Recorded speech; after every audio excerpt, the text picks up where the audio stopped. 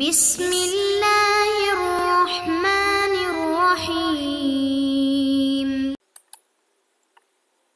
أعوذ بالله من الشيطان اللعين الرجيم. بسم الله الرحمن الرحيم. وبه نستعين وهو خير ناصر ومعين. عزیز طلاب کرام، آج ہمارا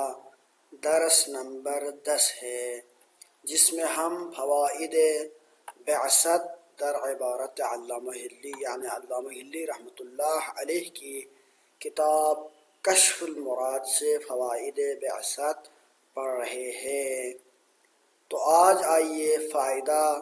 اس فائدے کی طرف ہم بڑھتے ہیں۔ ومنہا،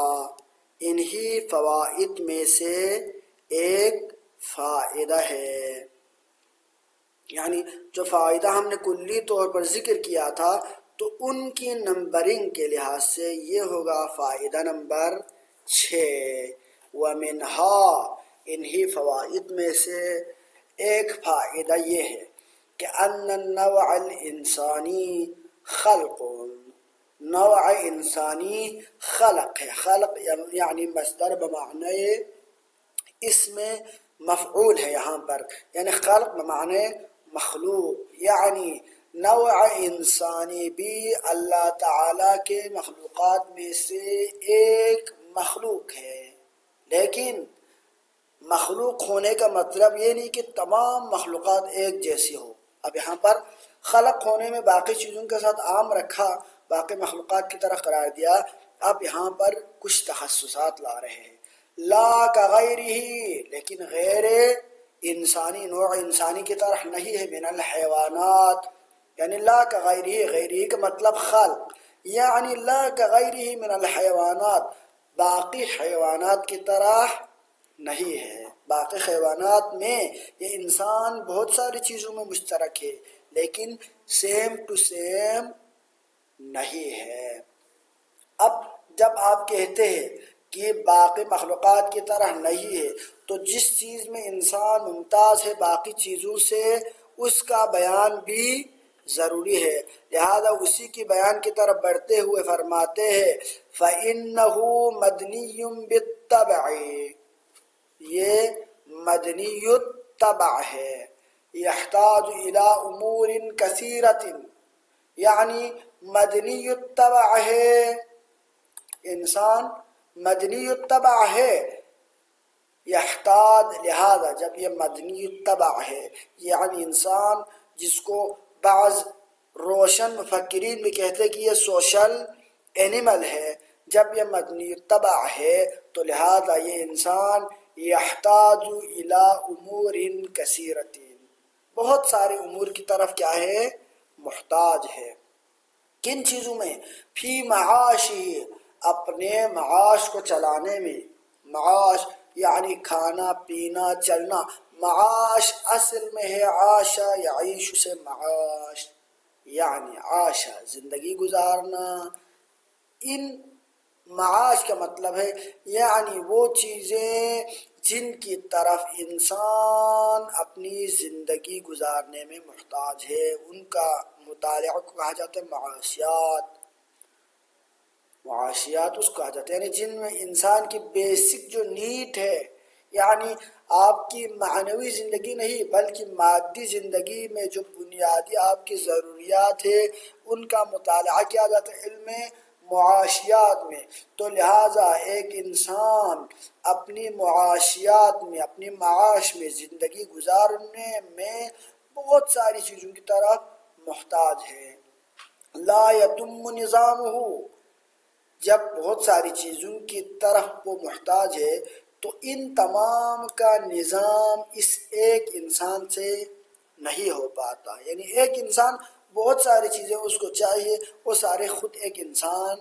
نہیں کر سکتا۔ اس کو کھانا پینا بھی چاہیے، اس کو سونے کے لیے بستر اور وہ سہولات چاہیے، اس کو سفر کرنے کے لیے ٹرانسپورٹ کے انتظام چاہیے وغیرہ ذالک، تعلیم کے لیے استاد چاہیے، اپنی ضروریات پیسہ وغیرہ کے لیے الگ سسٹم چاہیے، بازار چلانے کے لیے کچھ لوگ ہو جس بازار سے وہ چیز خرید سکے، بازار چاہیے کپڑا سلنے کے لیے، درزی چاہیے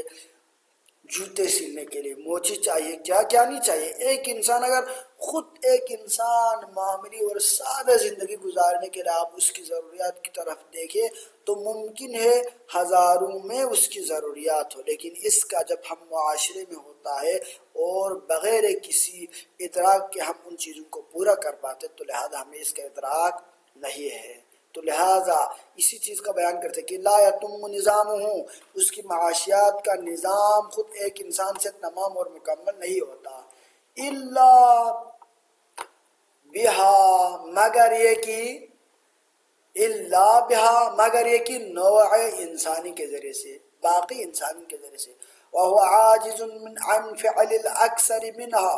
ایک انسان ان تمام کاموں کو انجام دینے سے جن کی طرف یہ محتاج من ہے کیا ہے؟ عاجز ہے۔ ایک بنتا ہے ممکن ہے وہ بڑا عالم اور مفکر ہو، اپنے تمام علمی مسائل وہ خود حل کرے، لیکن اس کو سیکیورٹی کی ضرورت ہوتی ہے، وہ خود اس کو گن چلانا نہیں آتا، اس کو چھوٹی چھوٹی چیزیں نہیں آتا۔ ایک انسان اس کو کپڑا سلنا نہیں آتا، کپڑا سلنا جب نہیں آتا ہے تو بغیر کپڑوں کے تو نہیں رہ سکتا معاشرے میں، اس کی طرف بھی وہ محتاج ہے۔ ایک انسان ممکن ہے اس کے پاس مختلف فنون، سینکڑوں فنون ہو، لیکن اگر اس کو روٹی پکانا نہیں آتا تو وہ بھوکے مر جائیں گے۔ تو لہذا عاجز من فعل الاکثر، بہت ساری چیزوں سے یہ انسان کیا ہے؟ عاجز ہے۔ اسی لیے بڑے بڑے مفکرین کہتے ہیں کہ انسان کے لیے کرنے کو تو بہت سارے کام ہیں، لہذا آپ کو بیسٹ آف بیسٹ کی طرف جانا چاہیے، یعنی ان چیزوں میں سے، ان فنون میں سے آپ اس فن کا انتخاب کریں کہ جس سے آپ کی مقصد زندگی بھی مکمل ہو اور دوسروں کے کام بھی آئے، وہ فعل قادر ہو عند اللہ وعند الناس، لہذا اپنی قیمتی چیزوں کو فضول افعال اور فنون اور علوم کے پیچھے نہ لگائے، کیونکہ سیکھنے اور کرنے کے لیے انسان کے پاس بہت سے کام ہے، لہذا ان تمام کو سیکھ بھی نہیں سکتا اور انجام بھی نہیں دے سکتا، لہذا الا بمشارکت و معاونت، وہ ان چیزوں کا تکمیل کرتے ہیں مشارکت کے ذریعے، شرکت کے ذریعے سے، و معاونت، دوسرے لوگوں کے تعاون، خود دوسروں کے تعاون کے ذریعے سے۔ ایک یہ مسئلہ ہے انسان لا یتم نظام، خود اپنی انتظام مکمل نہیں کر سکتا۔ دوسرا مسئلہ والتغلب موجود فی الطبائع، ایک طرف سے یہ مدنی الطبع ہے انسان، دوسری طرف سے تغلب موجود ہے تمام بشر کی طبیعتوں میں، طبائع طبیعت کی جمع ہے، البشریہ یعنی تغلب یعنی اپنے آپ کو بڑا دکھانا، غالب دکھانا، حکومت کرنا، پاور چاہنا، یہ چیزیں ہر چیز میں دوسروں سے خود کو سپیریئر قرار دینا، یہ انسان کی کیا ہے؟ طبیعت اور مزاج میں ہے، بحیث اس طرح سے کہ ہر انسان کی طبیعت میں جب تغلب ہو تو یحصل التنافر المواد لحکمت الاجتماع، جب ہر انسان چاہتا ہے کہ میں خود غالب رہوں تو اس طرح سے یحصل التنافر، تنافر حاصل ہوگا، یعنی تعارض ہوگا، میں خود حکومت کرنا چاہتا، آپ خود حکومت کرنا چاہتے ہیں، اس طرح سے ہر انسان خود بادشاہ بننا چاہتا ہے، مملکت ایک ہے، نظام ایک ہے، حکومت کرنے کے متقاضی اور تمنا رکھنے والے سینکڑوں اور ہزاروں کروڑوں میں ہے، تو کس کو دے دے بادشاہ، کون کرے حکومت؟ تو لہذا تنافر ہوگا، المضاد لحکمت الاجتماع، جو حکمت اجتماع اکٹھے رہنے، اجتماع میں رہنے، اتفاق میں رہنے کے ساتھ یہ چیز تعارض اور تضاد رکھتا ہے، لہذا ایک واقعیت میں تو ایک بادشاہ چاہیے، لڑ رہے اس بادشاہت کا تمنا رہتے سینکڑوں، تو لہذا ہر کوئی خود اس منصب کو لینا چاہے گا، لہذا اس طرح تعارض پیدا ہوگا اجتماع میں۔ فلا بد من جامع، لہذا ایک ایسا جامع چاہیے کہ یقہرہم علی الاجتماع، کہ انسان کو مجبور کرے، قہر کرے اجتماع کے اوپر، کہ ان کو اکٹھا کرے، مجبور کرے اجتماع کے اوپر، کہ تم معاشرے میں تمہیں رہنا ہوگا، اس کے بغیر تم اپنی ضرورتوں کو پورا نہیں کر سکتا، اور اوپر سے اس کی جو طبیعت میں موجود جو تغلب ہے اس کو بھی کنٹرول کر کے ان کو اس تنافر کو ختم کرتے ہوئے ان کو مدنی الطبع بنائے۔ اس کے لیے ایک جامع چاہیے۔ جامع کیوں کہا اس کو؟ جامع اس لحاظ سے کہا کہ اس کی ایک مدنی الطبع والی خصوصیت اور اس کے مقابلے میں تغلب والی خصوصیت، یہ دونوں جمع نہیں ہو سکتا تھا، یہ دونوں کبھی بھی اکٹھے نہیں ہو سکتا تھا۔ ایک طرف سے وہ مدنی الطبع رہنا چاہتا، دوسرے طرف سے غالب رہنا چاہتا، یہ دونوں صفتیں جمع نہیں ہو سکتی، لہذا اس کے لیے ایک جامع چاہیے۔ وہ جامع وهو السنت والشرع، یہ سنت اور شریعت ہے، لہذا وہ شریعت ولا بد للسنت۔ اور جب آپ کہتے ہیں کہ شریعت اور سنت ہے تو سنت آپ کہاں سے لیں گے؟ ولا بد للسنت من شارع، سنت کے لیے، روش کے لیے، طریقہ کار بیان کرنے کے لیے ایک شارع کی بھی ضرورت ہوتی ہے، یسنھا، جو اس سنت کو جاری کرے، اس سنت کو بنائے، ویقرر ضوابطها، اس سنت کے ضوابط کو مقرر کرے کہ فلانا یہاں تک اس بندے کے حدود ہے اور یہاں تک اس بندے کا حد ہے۔ ولا بد، اور یہ بھی ضروری ہے کہ ایتمیز ذلک الشخص من غیرہ، کہ اس بندے کو تمیز دیا جائے، یعنی یہ بندہ جدا ہونا چاہیے من غیرہ، غیر کے ساتھ، یعنی اس سنت کے لیے شارع چاہیے جو اس سنت کو دکھائے کر کے عملی طور پر اس کو دکھائے۔ شریعت تو لاز ہے، قانون ہے، رولز ہے، جو کہ ریٹن شکل میں آپ کہہ سکتے ہیں، جیسے کہ قرآن کریم ہے، اس کے اندر یہ قوانین ہے، وہ تو شریعت ہو گئی، لیکن اس کو پریکٹیکل دکھانے کے لیے ایک شارع چاہیے جو ان تمام احکامات پہ عمل پیرا ہو کر دکھائے اور اس کے ضوابط کو مقرر کرے۔ اور وہ کیا ہونا چاہیے؟ وہ شارع ذالک الشخص، یعنی وہ ممیز ہونا چاہیے من غیرہ، باقی اغیار سے، باقی افراد سے، من بنی نوعہ، بنی نوع انسان میں، لعدم الاولویہ، اولویات نہ ہونے کی بنا پر، یعنی انہی انسانوں میں سے جن تمام کی کردار مناسب ہے، سارے انسان ہی ہے، تو انہی میں سے اگر سارے لوگ ایک فرد کو معین کرے کہ تم کوئی قانون بنا، ہم اس کو چلیں گے، تو ایک بندے کو ہم آگے کرنے کی کیا ضرورت ہے؟ ایک بندے کو حاکمیت دینے کی، ایک بندے کو، یہاں پر ہم نے کہا تھا کہ تغلب ہے، تو ایک بندے کو غلبیت دینے کی کوئی وجہ نہیں ہے، کیونکہ لعدم الاولویہ، ترجیح بلا مرجح لازم آتا ہے، یہ عقل کے خلاف ہے کہ آپ بہت سارے افراد ہیں، تمام مساوی ہے صفات و خصوصیات میں، تو آپ ان میں سے کسی ایک کو مقدم کریں، یہ جائز نہیں ہے، ترجیح بلا مرجح لازم آتا ہے اور یہ قبیح ہے۔ لہذا چاہیے کہ ایک شخص ہو، وہ شخص باقی افراد سے الگ ہونا چاہیے۔ وذلك المائز لا يجوز ان يكون مما يحصل من بني نوع الانسان، کہ اس شخص کو جو کہ ممیز ہونا چاہیے غیر سے، یہ